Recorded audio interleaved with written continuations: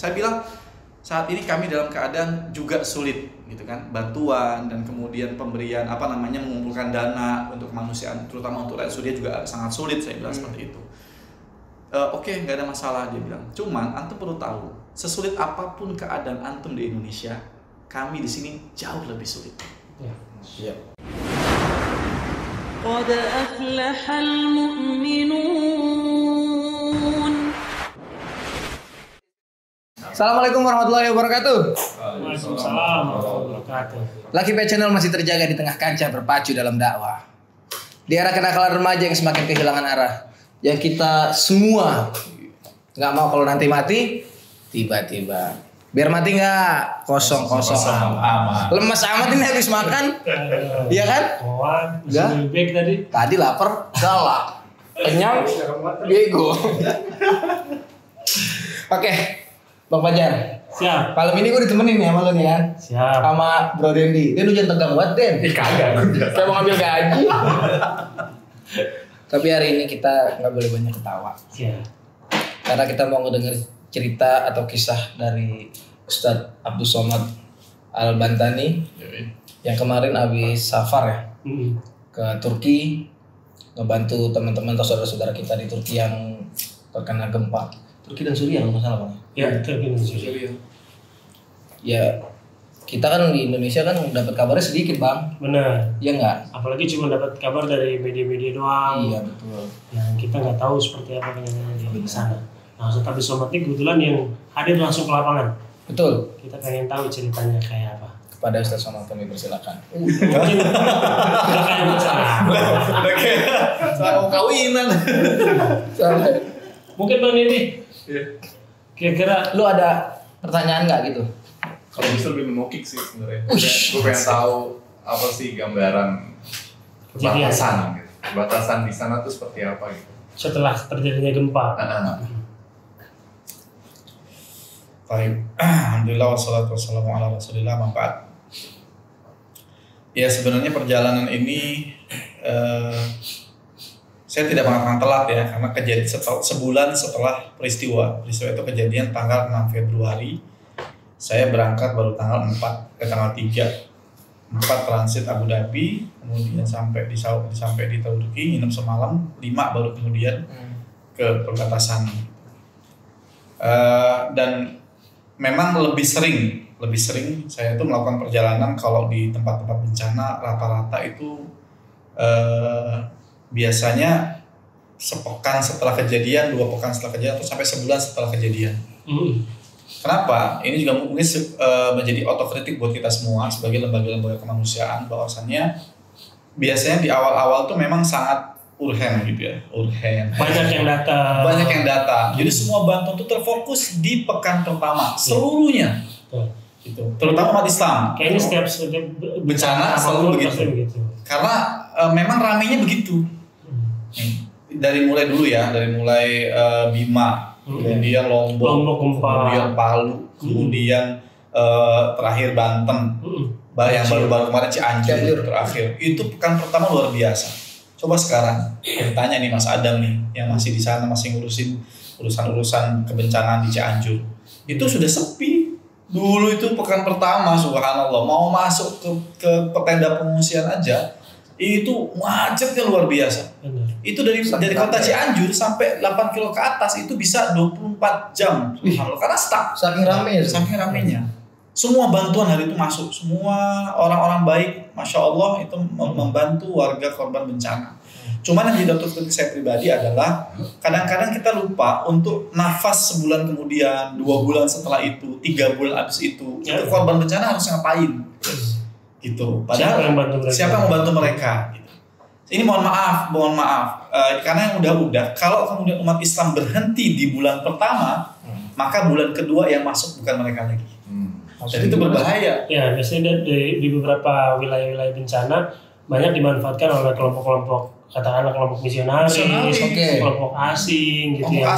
Mereka memberikan bantuan tapi di belakangnya ada motif-motif tertentu. Ada bangkuan ya. Betul, ada motif itu. Nah, itu perlu kita perhatikan. Khususnya kita, bahwa Islam kita tidak mengeneralisasi seperti itu. Cuman yang sudah di lapangan perilakunya seperti itu. Maka kita harus bernafas panjang, memiliki nafas panjang, memiliki visi yang ke depan, bahwasannya gempa-gempa atau musibah yang terjadi itu biasanya memang masanya lama gitu loh. Namanya rumah hancur, Anda bisa bayangin. Rumah hancur, kemudian kita datang cuma minggu pertama, habis itu foto-foto, habis itu bagi bantuan, pulang bubar.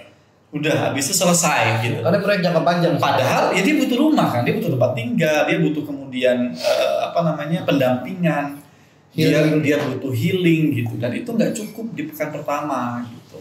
Nah ini makanya kemarin justru sengaja ketika orang bertanya kapan antum mau bantu ke Turki waktu gempa Turki itu, saya bilang nanti di bulan kedua, karena sebulan pertama ini saya yakin banyak bantuan. Itu terbukti ketika kemarin saya mau berangkat bersama para tim dokter, ya dapat surat semacam SK dari pemerintah Turki, dalam hal ini AFAD ya, diwakili oleh AFAD yaitu BNPB-nya Turki, mengatakan bahwasannya per tanggal 28 Februari Turki tidak lagi menerima bantuan tenaga medis. Karena sudah full, maksudnya sudah penuh, sudah macam-macam, sudah beres lagi. Sudah terpenuhi kebutuhannya. Sudah terpenuhi kebutuhannya. Artinya masa-masa darurat itu sudah selesai. Nah, justru ketika kemarin saya mendatangi TKP, dalam hal ini adalah di wilayah dari mulai Kahramanmaras sampai ke Antioquia itu kotanya Hatay, kemudian Kahramanmaras.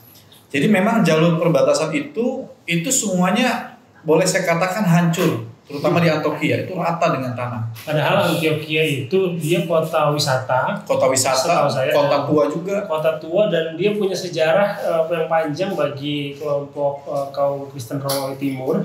Dulu namanya Antioquia. Tadi saya sebut Antioquia. Ini merupakan salah satu jalur perang salib. Pasukan salibnya dari Saladin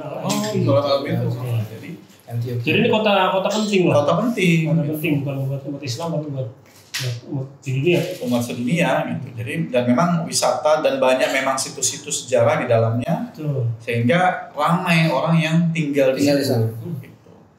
Nah kemudian saking ramainya itu sampai kemudian ya akhirnya kita melihat kejadian gempa itu menimbulkan korban yang luar biasa karena kontur tipikal masyarakat Turki khususnya secara umum memang mereka tuh kalau tinggal di tempat-tempat di flat lebih kepada kayak apartemen, rumah yang bertingkat, itu nggak ada tuh rumah yang jarang banget lah. Kalau kemarin kita ngeliat gempa Cianjur itu kan yang satu rumah khas Indonesia lah. Jadi korbannya paling tanda kutip paling banyak misalnya 1.200 sudah banyak banget tuh, karena rumahnya kan 1.000 hancur berat kan, satu rumah satu orang 1.000 orang gitu. Nah di Turki ini gedungnya sampai 5-7 lantai, satu lantainya bisa 10-20 pintu. Dan kalau tidak salah itu bangunan bangunan tua kan? Yang di Antioquia itu bangunan tua. Jadi ketika orang nanya, Ustaz kemarin mana yang parah? Kahramanmaras atau Antioquia? Saya bilang Antioquia. Karena begitu masuk kota Kahramanmaras ini kotanya sebagian besar gedung-gedung itu baru dan kokoh. Memang tidak banyak menimbulkan korban karena gedungnya hanya miring atau kemudian rusak sebagian gitu. Tapi begitu masuk Antioquia, subhanallah, rata dengan tanah. Kotanya apalagi. Jadi di Antioquia itu sampai hari ini itu masih banyak dijaga oleh aparat sampai hari ini. Jadi setiap perbatasan, setiap jalur-jalur itu masih banyak dijaga oleh aparat. Itu kenapa? Apakah ada alasan keamanan gitu? Mungkin satu keamanan, yang kedua juga kan kemarin pemerintah Turki memutuskan untuk tidak mengevakuasi lagi, untuk tidak melakukan tindakan evakuasi. Entah tahu alasannya apa, mungkin karena terlalu lama. Tidak evakuasi itu berarti orang-orang yang jadi yang di bawah runtuhan bukan, yang di bawah runtuhan. Jadi tidak boleh lagi kemudian mengangkut orang di bawah runtuhan itu. Jadi mungkin itu tugas semacam tugas pembersih lah, penyapu lah.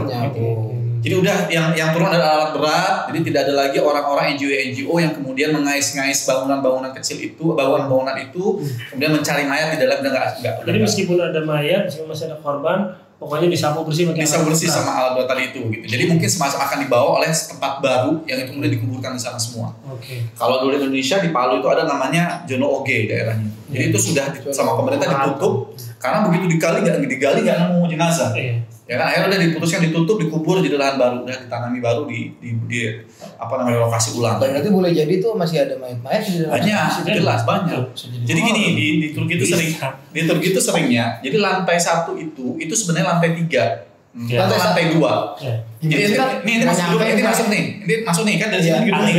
Masuk kan. Nah, ada 2 basement di bawah. Yang itu tempat tinggal.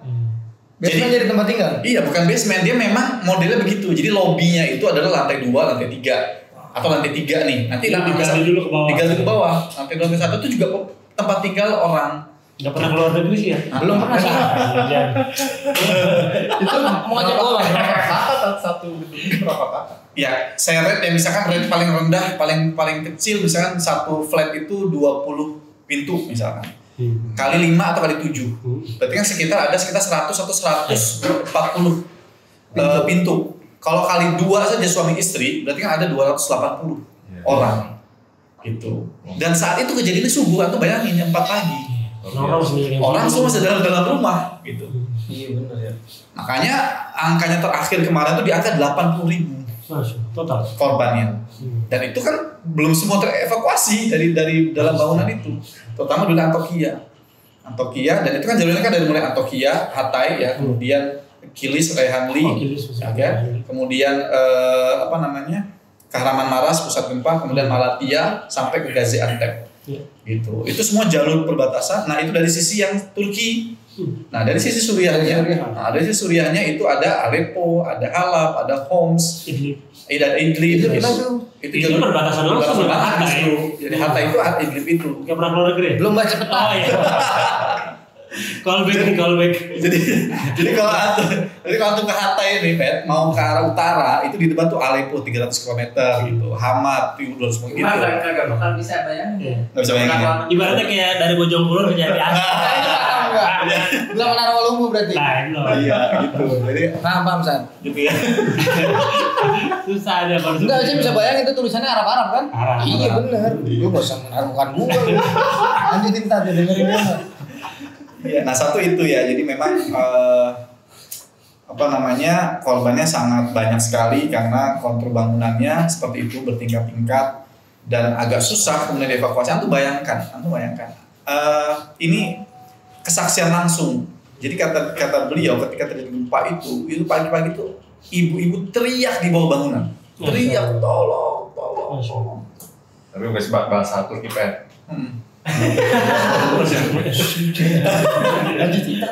Gua lagi seksama loh. Tapi kan dia gimana ya, miris dong. Itu kan bangunan 3 lantai yang ambruk. Dia teriak-teriak, saya mau ngapain, nggak bisa ngapain gitu. Itu yang kemudian mengiris-iris hati para relawan yang ada di TKP yang juga menjadi korban sebenarnya. Cuma dia selamat. Jadi gempa itu kan 2 kali. Jadi 7.8 yang pertama, 7.6 yang kedua. Gitu. Nah, ketika terjadi gempa itu begitu kan, semua goyang, yang sadar dan bangun dia sempat lari. Keluar dari situ. Keluar gitu. Yang enggak sempat bangun udah tertimbun dengan bangunan itu. Jadi nah itu terkait masalah gempanya dan juga imbas daripada gempa tersebut kan. Nah, kemudian apa yang saya lakukan di sana? Saya lebih kepada memberikan bantuan langsung tunai. BLT berarti dong. Iya. Kenapa alasannya? Alasannya karena memang kalau kita mau ngasih kepada mereka beras misalkan, ternyata berasnya menumpuk. Ya kan? Pangan tuh banyak di sana. Pangan, antum tahu nggak? Jadi ketika suatu malam saya datang kepada salah seorang pengungsi gitu kan, yang ada di salah satu rumah gitu. Kita ketemu di jalan, assalamualaikum, salam Pak, dari mana? Saya dari Antokia, ini kesini ngungsi ya, ngungsi. Terus boleh nggak saya datang ke rumah antum? Kemudian kita datang ke rumahnya, kemudian dia cerita bahwasanya saya ngungsi dari Antokia karena rumah saya hancur, di sini saya sewa dan sebagainya. Gitu. Kemudian kita kasih bantuan. Bahwasanya ada saudara kamu dari Indonesia, dia datang yang membawakan bantuan, mungkin tidak banyak. Kita selalu mengulang ini bantuan sangat mungkin tidak banyak, tapi mungkin sedikit membantu Anda. Dia takbir, Allahu Akbar katanya. Kenapa? Saya baru minta sama Allah, ya Allah, bagaimana saya beli arang malam ini gitu. Kan musim dingin, Akhi. Itu musim dingin. Dia bilang, ya Allah, saya tuh mau beli arang. Beli kayu bakar. Karena malam ini dingin, kalau saya nggak beli kayu bakar, gimana nih? Nggak bisa menghangatkan butuh keluarga saya. Terus itu antum datang, memberikan bantuan itu. Alhamdulillah. Kalau musim dingin bisa sampai berapa derajat sampai? Saya tidak di musim dinginnya sebenarnya, tapi udah mulai hangat. Tapi hangat yang saya kemarin itu di angka 2 sampai 5 derajat. Oh iya, lumayan beku kan. Ini 16 saja saya gede-gedein sampai 26 saat. 26 lah, itu nggak usah pakai AC. Jadi 2-6 derajat. Itu kalau malam sampai pagi. Lu coba bayangin. Saya setiap pagi itu suka ditanya sama host kita, antum semalam merasakan kedinginan nggak? Saya bilang ya ngerasain gitu. Enggak, kalau nanti mau ngerasain lagi, biar kami tambahin lagi selimutnya. Enggak usah, saya bilang ini sudah ada kaos kaki double, terus saya pakai pasang koyo ala militer juga, koyo itu kan panas kan, bisa menahan panas dalam tubuh kita, jadi insya Allah aman gitu. Kalau siang masih di angka 11-17 derajat gitu. Karena tambah angin kan, karena feels like-nya aja 13 kadang-kadang gitu. 13 derajat kan dia ada angin, jadi kalau suhunya cuma 16-17 tapi yang dirasakan oleh kita tuh sekitar 13 derajat karena ada angin yang kuat. 13 derajat Daikin aja lewat bang. Paling bagus, AC paling bagus Daikin. Pinguin di mana itu kan? Iya, pinguin juga pakai sweater. Makanya. Nah, Zat, itu kan di daerah Hatay, Kilis, Rehanli yang tersebut itu kan kalau kita sering baca-baca di berita di media itu kan daerah-daerah perbatasan kan dengan Suriah yang kebetulan Suriah ini juga sedang masih sampai sekarang berkonflik dengan pemerintahan Assad, bahkan ada Rusia di situ. Nah itu bagaimana? Apakah ada dampak yang signifikan? Maksudnya apakah banyak pengungsi Suriah di situ dan dengan kota-kota Suriah seperti Idlib dan kota-kota lainnya itu ada dampaknya nggak sih gempa itu? Sangat berdampak. Jadi kalau nah ini kemarin juga di antara sasaran bantuan yang saya berikan kepada korban bencana Turki adalah rakyat Suriah justru. Pengungsi Suriah karena mereka sudah mengungsi 2 kali. Iya. Yang pertama mereka mengungsi akibat gempa, konflik perang gitu. Yang kedua mereka kemudian mengungsi lagi akibat gempa Turki kemarin. Gitu. Jadi sampai ada kawan ngasih bantuan dari luar tuh dari US, dia bilang ini ikhwan-ikhwan maunya di spare setengah untuk pengungsi Turki, setengah untuk pengungsi Suriah. Saya bilang enggak, saya pengen ngasih 100% untuk warga Suriah. Kenapa?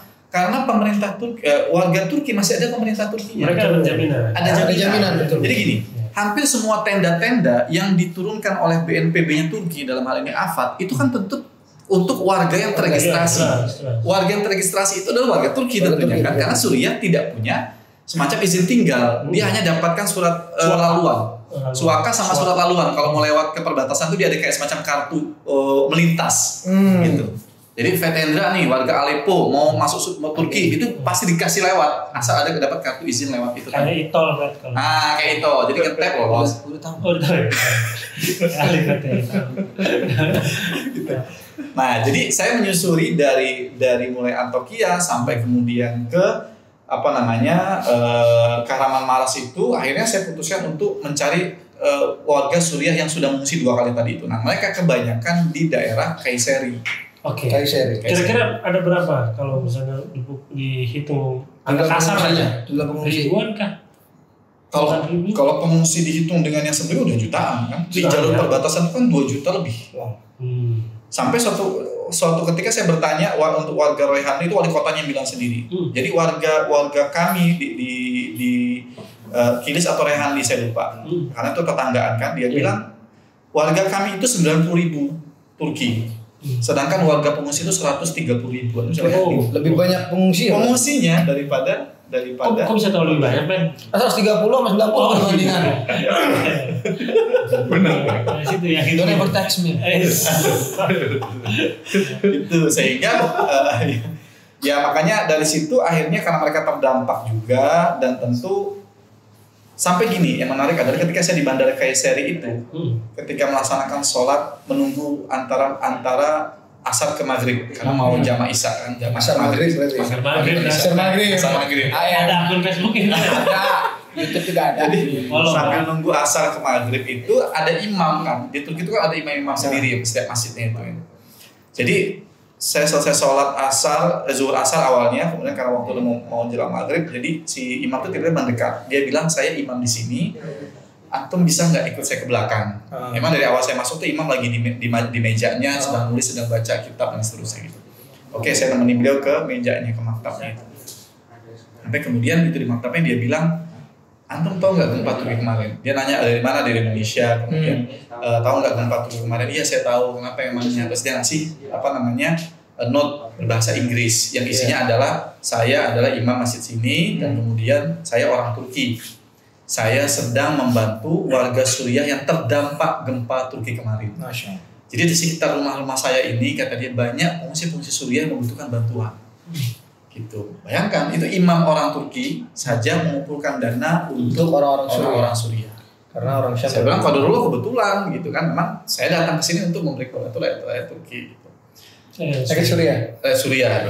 Nah, yang itu di Kayseri sendiri itu satu rumah itu disewa, misalkan satu rumah itu isi lebarnya itu 5 kali 7 misalkan, itu bisa diisi 4 sampai 5 keluarga. Masya Allah. Sempit banget karena satu keluarga Suriah itu rata-rata 5 sampai 7 orang. Satu keluarga. Keluarga kecil tuh disebutnya. 25 orang kan. Suami istri. Ya Allah. Nah, kenapa itu bisa terjadi? Satu, memang secara dana nggak ada. Yang kedua, kalaupun ada dana, rumahnya nggak ada. Rumah sewa. Iya. Karena banyak kedatangan tamu kan, kedatangan para korban-korban bencana itu, sehingga rumah-rumah itu tidak lagi mencukupi gitu. Akhirnya sudah sementara waktu untuk jadi kayak bibi, sepupu, ponakan, adik, kakak itu nyampur. Teknisnya juga dipisah-pisah gitu, disekat-sekat gitu. Teknisnya cuma misalkan kayak gini nih, ya rumah ini misalkan itu kamarnya ada 2 kamar, udah paling di sana untuk perempuannya, ini lakinya, ruang tamu lakinya. Oh gitu. Jadi kayak asrama gitu. Kayak asrama aja gitu. Cuma tapi bang 4 kali 7 doang. Itu host kita itu makanya kadang-kadang ini juga menjadi semacam nasihat ya buat diri kita semua bahwasanya kalau antum ingin melembutkan hati itu datanglah ke tempat-tempat bencana tadi. Iya. Gitu. Jadi antum tahu betapa hidup antum tuh masih indah dan nikmat gitu loh. Walaupun rumahnya belum jadi gitu ya, tapi kan sudah ada bangunan rumahnya. Walaupun cuma kontrak gitu, walaupun nggak ada AC-nya gitu kan, cuma kipas saja itu. Masya Allah bersyukur sekali. Walaupun listrik PLN-nya bunyi mulu. Walaupun bunyi mulu gitu. Tapi kan ini subhanallah. Ketika ini biar lega hatinya. Tadi sampai mana? Enggak, kita perlu bersyukur. Benar, jadi kondisi kita apapun di Indonesia hari ini, itu saya diingatkan dengan kawan saya sendiri orang Suriah ketika dia bertanya bagaimana teman-teman di Indonesia. Kemudian kami dalam keadaan susah di Indonesia, kami butuh ini, butuh itu dan sebagainya. Saya bilang saat ini kami dalam keadaan juga sulit, gitu kan, bantuan dan kemudian pemberian mengumpulkan dana untuk kemanusiaan, terutama untuk rakyat Suriah juga sangat sulit. Saya bilang seperti itu. Oke, nggak ada masalah dia bilang. Cuman antum perlu tahu, sesulit apapun keadaan antum di Indonesia, kami di sini jauh lebih sulit. Siap. Akhirnya antum masih ada KTP, dia nggak bisa, KTP dia tidak lagi berguna. Buat apa? Iya benar. Mau antum jaminkan ke BPJS nggak bisa, antum harus kerja. Sedangkan pekerjaan antum itu tidak dinilai berdasarkan UMR. Lu mau kerja sama gue nih, ayo kerja. Tapi cuma gue kasih 1 juta sebulan. Mau nggak lo gitu ya? Iya. Lah sekarang ente mau kerja apa? Dan ente bukan warga negara setempat, ente warga asing. Ente bisa dikasih tempat tinggalnya udah syukur. Dengan harga warga biasa gitu.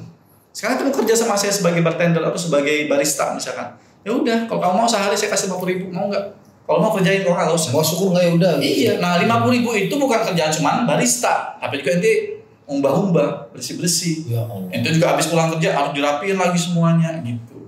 Jadi memang kondisi sangat berat. Sehingga kalau misalnya Ramadan nih, ini lebih berat lagi keadaannya. Musim dingin itu lebih parah lagi keadaannya. Semakin dingin ya. Semakin dingin, semakin sulit, makanan semakin susah didapatkan gitu kan. Kemudian orang lapar juga makannya lebih banyak daripada kondisi panas kan, atau kondisi situasi yang normal gitu. Jadi itu menjadi semacam tamparan buat kita semua bahwa kadang-kadang kita tuh banyak ngeluhnya daripada syukurnya. Supaya memang Ana harus ikut antum ke Turki kayaknya. Oh iya, nggak harus ke Turki sih, ke bencana ya namanya.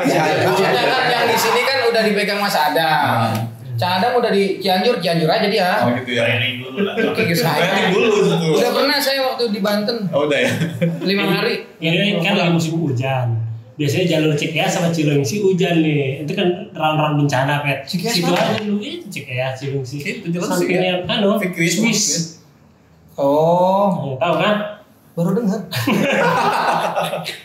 Nah, Ustaz, terus Kalau di daerah Turki, di daerah Suriahnya itu konflik masih keras nggak sampai sekarang?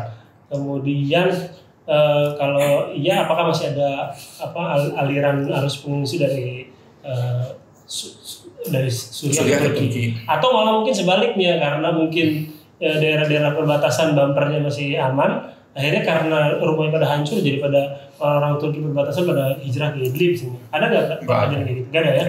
Jadi tetap lebih safe malah lebih safe di Turki, dan justru yang dari dalam makin banyak yang keluar lagi. Nah, karena nggak ada saving house di sana, lebih parah kan? Maksudnya gini, kemungkinan hidup di Suriah itu jauh lebih sulit daripada kemungkinan hidup di Turki. Iya, karena Turki masih itu ya. Karena masih ada banyak orang, jadi ibaratnya dia mau ngapain aja, dan uang masih perputaran masih bagus, infrastruktur masih ada, ekonomi masih berjalan dengan baik, sehingga yang dari dalam justru lebih banyak keluar. Gitu. Makanya tadi dapat kota-kota perbatasan Turki dengan Suriah itu banyak dapat limpahan pengungsi-pengungsi baru. Oke, pasca gempa ini. Gitu. Tapi menurut pemerintah Turki sendiri itu menjadi soal kan sih? Ya, persoalan pasti ada. Bahkan waliyadzubillah rasulullah ya. Jadi justru sebagian warga Turki mengatakan semua kesulitan di Suriah di Turki ini itu karena kalian orang Suriah. Ya. Ada yang menyalahkan juga. Itu kalimat itu muncul. Itu. Ya. Jadi semua gempa ekonomi ini kemudian terjadi banyak masalah di Turki itu sebab itu karena kalian warga Suriah ini masuk ke negara kami. Oke, ada fitnah seperti itu. Artinya nggak semua. Jadi ada juga ya, namanya sebuah negara, suku bangsa pasti ada yang soleh, ada yang tidak soleh, ada yang baik dan tidak baik. Nah, hubungannya apa itu? Maksudnya gara-gara orang Suriah. Iya, itu kan dengki aja. Itu kan selalu ada orang yang begitu kan. Jadi apa sih dipikirin? Iya. Arus pengungsi kan bikin tadi sumber daya jadi makin menipis. Jadi misalnya kayak tadi tenaga kerja, akhirnya orang-orang lokal Turki kan harus bersaing dengan pengungsi, kemudian sumber daya lokal juga semakin terserap karena datang pengungsi. Jadi banyak lah. Dan lagi efek sosial dan sebagainya. Mungkin itu juga salah satunya itu menghadapi kesenjangan tadi atau gesekan-gesekan tadi, friksi-friksi yang muncul di tengah masyarakat kita. Itu saya dengar memang dari mereka sendiri, dari warga pengungsi yang mengatakan bahwasannya yang kita sayangkan sebenarnya sebagian warga Turki malah menyalahkan keberadaan kami di sini. Padahal kan kami datang ke sini itu karena kami menganggap mereka adalah saudara-saudara Muslim. Iya, sama saudara Muslim itu ya wajar kalau kemudian mendapatkan hal seperti ini, karena dan hari ini mungkin Allah uji ya, maksudnya Allah uji dulu ketika kami dianggap sebagai benalu di negara kalian. Hari ini menjadi bukti bahwasannya ketika Anda berada pada posisi seperti kami, ternyata nggak mudah menghadapi kehidupan ini. Ini luar biasa. Iya, Anda bayangkan. Jadi waktu saya berada di Kahramanmaras, di kotanya, jadi di tenda pengungsian itu, saya bilang, loh, kok Anda orang Suriah bisa dapatkan tenda pengungsian? Apa dia bilang? Ini sebenarnya tenda orang Turki. Cuman karena mereka tidak suka tinggal di tenda, saya tempati.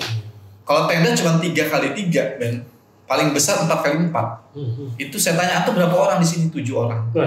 Suami, istri, anaknya sudah dewasa, 3 ya, dan kemudian 2 lagi masih kecil-kecil. Itu tenda-tenda itu terlokalisasi di satu area atau terlokalisasi? Tapi nyebar, tapi tidak kemudian di satu wilayah, enggak. Jadi dia nyebar. Di mana ada lahan terbuka, di situ dibuatkan tenda. Gitu. Jadi pokoknya setiap tenda-tenda yang ada BNPB-nya di situ atau ada logo AFAD-nya, berarti memang itu adalah tenda untuk warga negara gitu. Adapun kemudian tiba-tiba ada orang Suriah yang nempatin itu, maka kita temui bahwasannya itu tenda sebagian besar ditinggalkan warganya. Kemudian kami yang menempati. Kalau tidak suka tadi saja? Bukan. Karena kosong. Iya, kalau tidak suka ditinggalkan karena suka tinggal di tenda. Kultur mereka tadi kan, ya kan, sukanya tinggal di kayak apartemen gitu kan. Lebih nyaman kan bagaimanapun. Itu memang di tenda nggak nyaman sama sekali. Nggak nyaman sama sekali. Terus susah nggak sih masuk sana?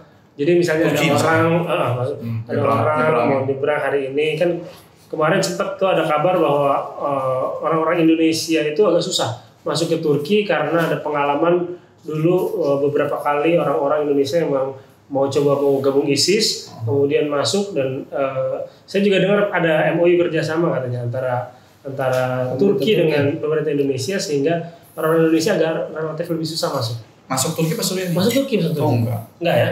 Orang sekarang free entry malah. Iya. Free entry. Jadi mudah kok masuk itu. Mungkin kalau tujuannya misal dari Indonesia, kok tiketnya itu Hatay bukan Turki, bukan Istanbul, Hatay langsung Hatay gitu, atau langsung ke mana ke wilayah Gaziantep atau keadaannya pinggir gitu. Mersin tuh mungkin akan dicurigai tanpa ada komunikasi dengan dubes. Kalau kita nyebrang ke sana. Iya, itu pasti ada. Enggak, memang sekarang perbatasan itu memang dijaga aparat. Lebih ketat. Sangat ketat. Daripada zaman dulu.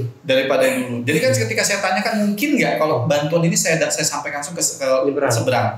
Dia bilang nggak mungkin. Gitu. Karena sekarang aparat. Nggak mungkin Fed ini coba-coba ya.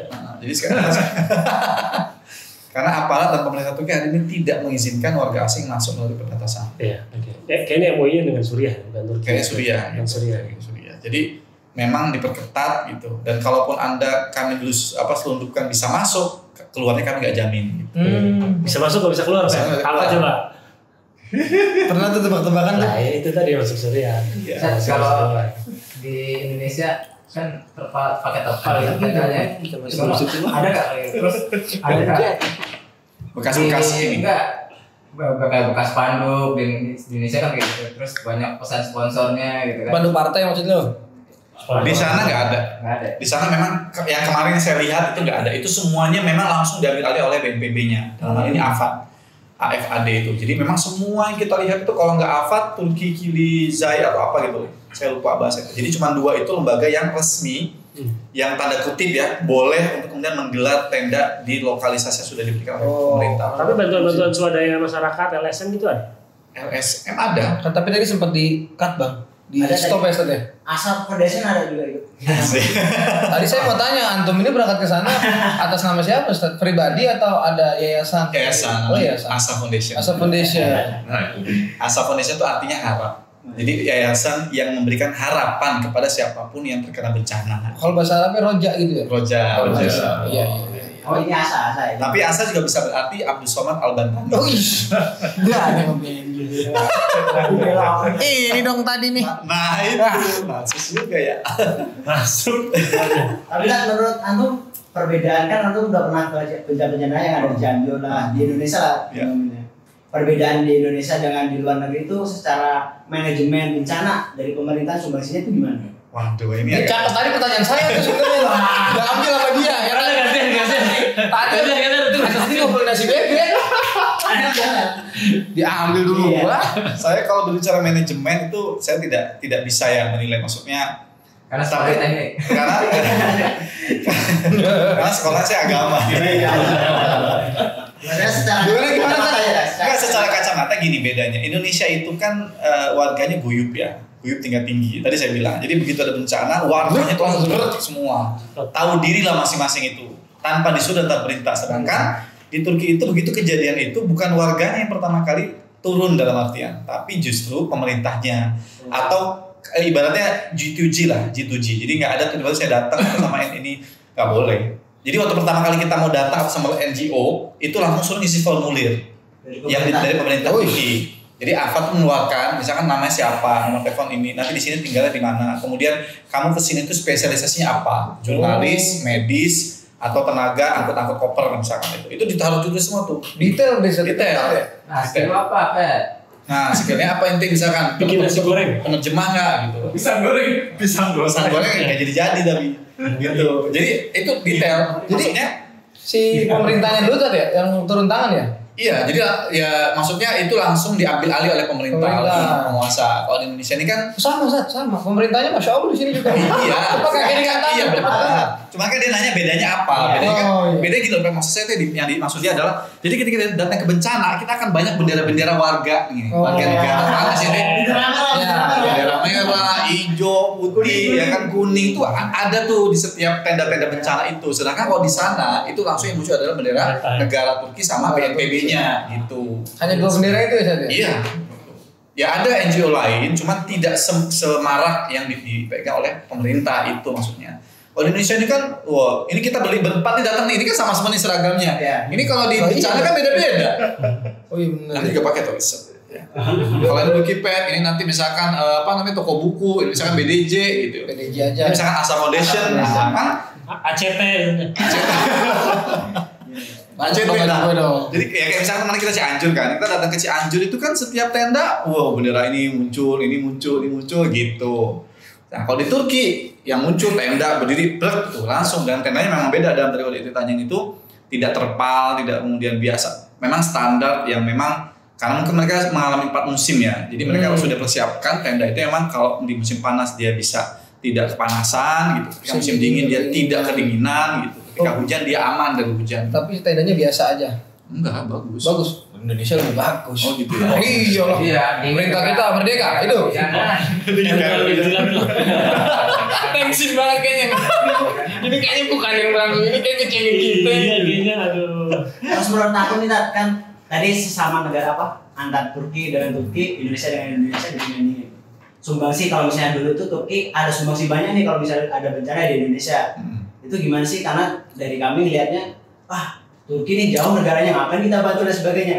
Bukan dua. Pertanyaan gua diambil lagi. Bagus satu tanya kan. Ya, Besok ganti lah hostnya. Diadopsi sama dia. Iya. Pasti dia juga mikir kayak gitu kan. Iya. Ini jauh. Ngapain dia jauh gitu, tolongnya dulu yang dimari kan begitu kan. Orang kita biasa mikir meluruskan pandangan itu seperti apa kan.